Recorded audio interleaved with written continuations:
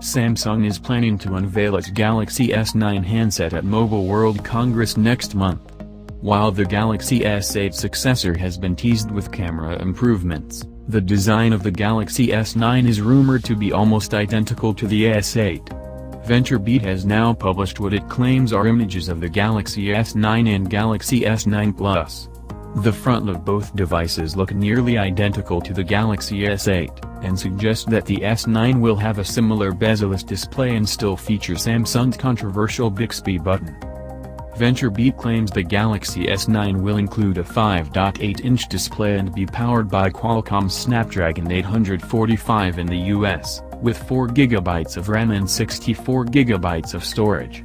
The larger S9 Plus is said to have a 6.2-inch display, and 6GB of RAM with 128GB of storage. Both models appear to be iterative hardware updates over the existing S8. Samsung's camera improvements reportedly include variable aperture on the primary 12-megapixel camera, allowing it to switch between f/2.4 and f/1.5.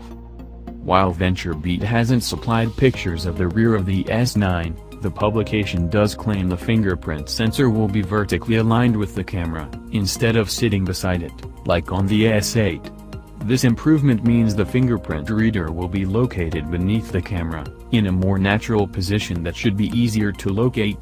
This placement aligns with some videos that claim to be dummy units of the Galaxy S9. Both Galaxy S9 models are said to include 8-megapixel selfie cameras, alongside stereo speakers at the bottom of Samsung's 2018 handsets. Samsung is expected to unveil the Galaxy S9 and S9 Plus next month, and VentureBeat suggests the devices will be available in stores on March 16.